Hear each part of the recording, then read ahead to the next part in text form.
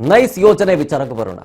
Nice ಯೋಜನೆಯ ಹೆಸರಲ್ಲಿ ರೈತರ ಭೂಮಿಯನ್ನ ಲೂಟಿ ಮಾಡಲಾಗ್ತಾ ಇದೆ ಅಂತ ಎಚ್ ಡಿ ಕುಮಾರಸ್ವಾಮಿ ಅವರು ನೇರಾನೇರ ಆರೋಪವನ್ನೇ ಮಾಡಿದರು. ಸಿಎಂ ಡಿ ಕೆ ಶಿವಕುಮಾರ್ ಅವರ ವಿರುದ್ಧವಾಗಿ ಕುಮಾರಸ್ವಾಮಿ ಅವರು ವಾಗ್ದಾಳಿಯನ್ನ ನಡೆಸಿದ್ದಾರೆ.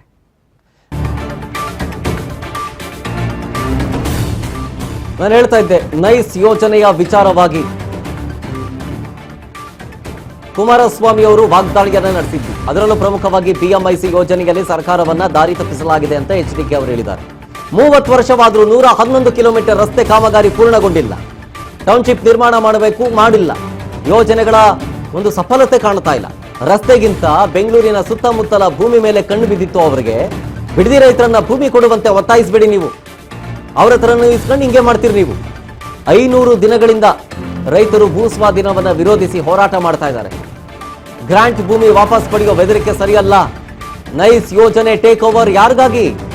ಸಿಎಂ ಇದ್ರ ಬಗ್ಗೆ ಸ್ಪಷ್ಟನೆ ಕೊಡ್ಲಿ. ಬ್ರ್ಯಾಂಡ್ ಬೆಂಗಳೂರು ಹೆಸರಲ್ಲಿ ರೈತರ ಭೂಮಿಯನ್ನ ಕಸಿಯಕ್ಕೆ ಹೋಗ್ಬೇಡಿ ಹೀಗಂತ ಹಾಸನದಲ್ಲಿ ಕೇಂದ್ರ ಸಚಿವ ಎಚ್ ಡಿ ಕುಮಾರಸ್ವಾಮಿ ಅವರು ಕಿಡಿಕಾರಿದ್ದಾರೆ. ಪ್ರಮುಖವಾಗಿ ಬಿಡದಿಯ ಹೋರಾಟ ವಿಚಾರವಾಗಿ ಪ್ರಸ್ತಾಪ ಮಾಡುವ ಸಂದರ್ಭದಲ್ಲಿ ನೈಸ್ ಯೋಜನೆಯ ವಿಚಾರವನ್ನು ಪ್ರಸ್ತಾಪ ಮಾಡಿದ್ರು ಎಚ್ ಡಿ ಕುಮಾರಸ್ವಾಮಿ ಅವರು. ಈಗ ಬಿಡದಿಯಲ್ಲಿ ಟೌನ್ಶಿಪ್ ಮಾಡ್ತೀವಿ ಅಂತ ಭೂಮಿ ಇಸ್ಕೊಂತೀರಿ, ಅಭಿವೃದ್ಧಿ ಪಡಿಸ್ತೀವಿ ಅಂತ ಹೇಳ್ತೀರಿ. ನಿಮ್ಮ ಅಭಿವೃದ್ಧಿಯನ್ನ ನಾವು ನೈಸ್ ಯೋಜನೆ ವಿಚಾರದಲ್ಲೂ ನಾವು ನೋಡಿದೀವಿ ಅಂತ ಶುರುವಾಯಿತು. ಅಲ್ಲಿಂದ ದಾಖಲೆಗಳನ್ನ ಬಿಡುಗಡೆ ಮಾಡುವಂತಹ ವಿಚಾರಗಳಾಯ್ತು.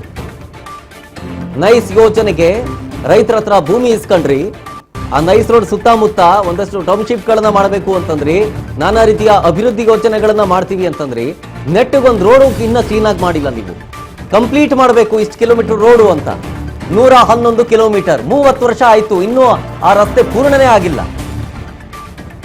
ಇಂಥ ಯೋಜನೆ ತಂದು ಬಿಡದಿಯ ಟೌನ್ಶಿಪ್ ವಿಚಾರಕ್ಕೂ ಬಂದು ಹಳ್ಳ ಹಿಡಿಸ್ತೀರಿ ನೀವು ಅನ್ನೋ ನೇರಾನೇರ ಆರೋಪವನ್ನ ಎಚ್ ಡಿ ಕುಮಾರಸ್ವಾಮಿ ಅವರು ಹೇಳಿದ್ರು. ಮುಂದಿನ ದಿನಗಳಲ್ಲಿ ಇದು ಯಾವ ಸ್ವರೂಪ ಪಡ್ಕೊಳ್ಳುತ್ತೆ ಅನ್ನೋದನ್ನ ಕಾದ್ ನೋಡೋಣ.